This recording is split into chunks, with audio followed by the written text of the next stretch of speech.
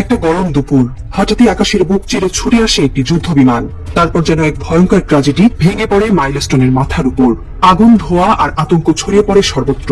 কিছুক্ষণ আগেও যে আকাশ ছিল স্বপ্নের, সেটাই হয়ে উঠল মৃত্যু ও বিভীষিকার প্রতিচ্ছবি। এটি রুটিন ট্রেনিং মিশন বলে ব্যাখ্যা দেওয়া হলেও প্রশ্নের জন্ম দিয়েছিল আগুনের ধোঁয়া। কেন বারবার প্রশিক্ষণ বিমানে আগুন লাগে? কেন বারবার তরুণ দক্ষ পাইলটরা মৃত্যুর মুখে পতিত হন?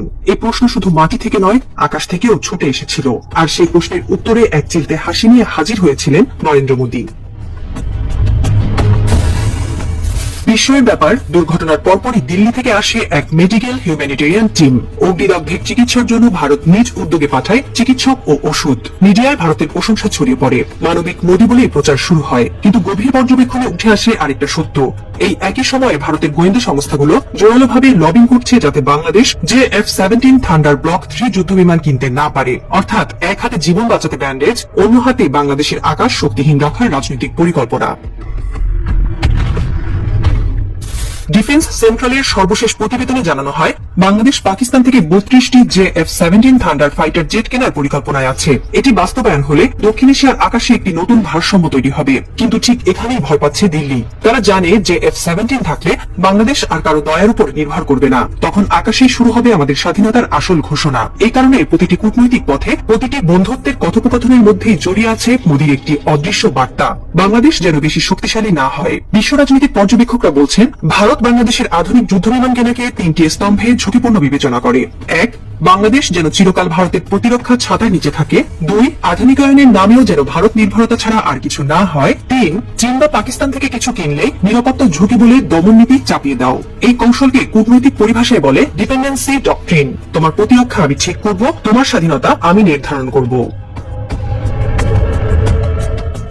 বিমান দুর্ঘটনার সঙ্গে সঙ্গে ভারতে পাঠানো মেডিকেল টিম দেখে অনেকেই চোখ ভিজিয়ে ফেলেন। কি মহান প্রতিবেশী! কিন্তু কূটনীতির টেবিলে বসে যারা খেলা চালায়, তাদের চোখে এটা ডাবল লেয়ার অপারেশন। একদিকে সাহায্য, আরেকদিকে গোপন চক্রান্ত।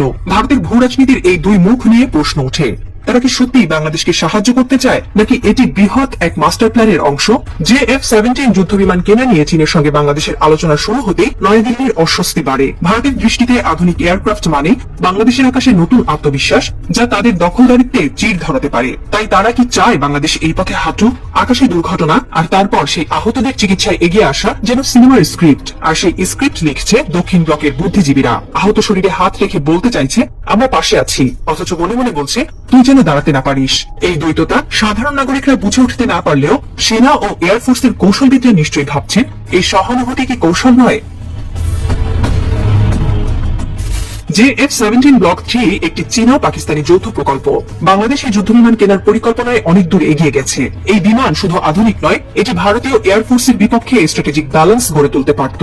ইলেকট্রনিক ওয়ারফেয়ারে শক্তিশালী, রাডার অ্যাভয়েডেন্স সিস্টেমে আধুনিক এবং চায়নার PL ক্ষেপণাস্ত্র বহনে সক্ষম এই বিমানকে ভারত একরকম বিপদ বলেই মনে করে। তাই ভারত চায়নি বাংলাদেশ এই যুদ্ধবিমান কিনুক। আর এই প্রতিরোধের নাম কূটনৈতিক চাপ, গোয়েন্দা প্ররোচনা এবং অভ্যন্তরীণ অনাস্থা ছড়ানো। বিভিন্ন সূত্র দাবি করছে, ভারতীয় গোয়েন্দা সংস্থা গত 6 মাস ধরে সক্রিয়ভাবে কাজ করছে যাতে বাংলাদেশ সরকার JF-17 কেনার সিদ্ধান্ত থেকে সরে আসে। এমনকি কিছু সিনিয়র অফিসারকে ডিটার করার জন্য ব্যক্তিগত পর্যায়ে চাপ দেওয়া হয়েছে। এমন পরিস্থিতিতে বাংলাদেশের সামনে কেবল দুটি পথ, ক্ষমতায় থেকেও আত্মসমর্পণ অথবা আকাশে দাঁড়ানোর জন্য ঝুঁকি নেওয়া। ভারত চায় বাংলাদেশকে একটি বাফার জোন হিসেবে রাখতে, যা কেবল নির্ভরশীল থাকবে দিল্লির দয়ায়।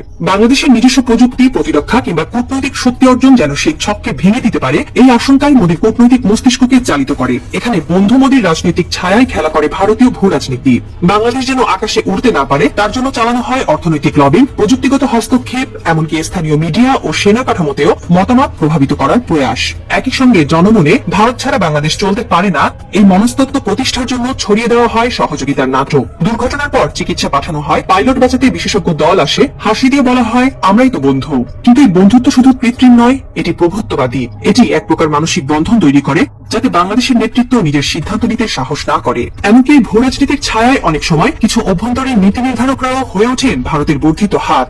আকাশে না ওড়ার এই ছক বহুদিনের পুরনো। 2009 সালে একে একে সেনাবাহিনীর অবকাঠামোতে আধুনিকায়নের ধীরগতি, বিমান বাহিনীর বাজেট কমানো কিংবা ঝুঁকিপূর্ণ বিমান চালানোর পরামর্শ, সবকিছুই যেন বন্ধুত্বের নামে আসা এক দীর্ঘমেয়াদী পরিকল্পনা। আর তাই আজ যখন কেউ পাইলটদের মুখে ব্যান্ডেজ বেঁধে দেয়, তখন সন্দেহ জাগে, এই ব্যান্ডেজ কি সত্যি সহানুভূতি, নাকি পাখা ভেঙে দেওয়া হাতের আত্মগোপন রূপ? প্রতিরক্ষা বিশ্লেষকদের মতে বাংলাদেশের এখন সবচেয়ে গুরুত্বপূর্ণ সময় চলছে। একটি দেশের আকাশ দখল মানেই তার সার্বভৌমত্ব রক্ষার ভিত্তি তৈরি, আর এই আকাশ নিয়ে এখন চলছে আন্তর্জাতিক কূটনৈতিক খেলা। একদিকে রাষ্ট্রীয় প্রতিরক্ষা দুর্বল করতে ভারতীয় প্রভাবশালী কূটনীতি, অন্যদিকে চীন, পাকিস্তান, তুরস্কের সঙ্গে নতুন নিরাপত্তা জোটের সম্ভাবনা। বাংলাদেশের জন্য এটি শুধু প্রতিরক্ষা নয়, আত্মপরিচয়ের যুদ্ধ। যে F-17 কেবল একটি বিমান নয়, এটি একটি স্বাধীন সিদ্ধান্তের প্রতীক। এটি বোঝায় বাংলাদেশ নিজের পথ নিজে বেছে নিতে পারে, বাইরের প্রভাবে নয়। এটি একটি মনস্তাত্ত্বিক ঘূর্ণিপাকে প্রবেশের বিরুদ্ধে প্রতিরোধ। কারণ আজ বাংলাদেশের আকাশ যদি দুর্বল থাকে, আগামীকাল তার কূটনীতি, অর্থনীতি, এমনকি সাংস্কৃতিক স্বাধীনতাও প্রশ্নবিদ্ধ হয়ে পড়বে। যুদ্ধ বিমান শুধু যুদ্ধের জন্য নয়, এটি প্রতিরোধের একটি দৃষ্টান্ত। এখন সময় আছে দিল্লি লবিং, অভ্যন্তরীণ বিভাজন ও দুর্বল সিদ্ধান্ত গ্রহণের বাইরে এসে বাংলাদেশ যদি নিজের আকাশ নিজেই সুরক্ষিত করার সিদ্ধান্ত নেয়, তাহলে এই বিমান কেনা হয়ে উঠবে এক ঐতিহাসিক মোড়। এটি শুধু রণকৌশল নয়, এটি ইতিহাসের সামনে দাঁড়ানো এক সোজা উত্তর। আমরা পরাধীন নই, আমরা উড়তে জানি। অনেকদিন পেরিয়ে গেছে মাইলস্টোন বিমান দুর্ঘটনার। ধীরে ধীরে জনমনে ভুলে যাওয়া শুরু হবে অগ্নিদগ্ধের নাম। কিন্তু কিছু প্রশ্ন রয়ে যায়। কে পাখা ভেঙে দেয়? তার লাভ এই দুর্ঘটনায়? আর কেন বারবার সেই একই মুখ দুর্ঘটনার পর বন্ধুর মতো হাজির হয়? এই প্রশ্নগুলোর উত্তর হয়তো সময় দেবে, হয়তো কোনো ক্যাবিনেট মিটিং এর এক গোপন নোটে, কিংবা এক পরন্ত পাইলটের ডায়েরিতে লুকিয়ে থাকবে সত্য। কিন্তু নিশ্চিতভাবে বলা যায়, বাংলাদেশের আকাশে যুদ্ধ শুধু বিমানের না, এখানে যুদ্ধ স্বাধীন সিদ্ধান্ত ও পরাশক্তির প্রভাবের। এটাই সেই বাস্তবতা যেখানে তুই ভাই আধুনিক এয়ারফোর্সের স্বপ্ন দেখবি না। এই হুমকি বন্ধুর কণ্ঠেই ভেসে আসে। বন্ধুর মুখোশে শত্রু এসে আপনার ঘরেই আগুন ধরাবে পরোক্ষভাবে, কৌশলে। তারপর আবার পানি নিয়েও হাজির হবে, যেন বলছে আমি না থাকলে কে সামলাবে তোমার ক্ষত।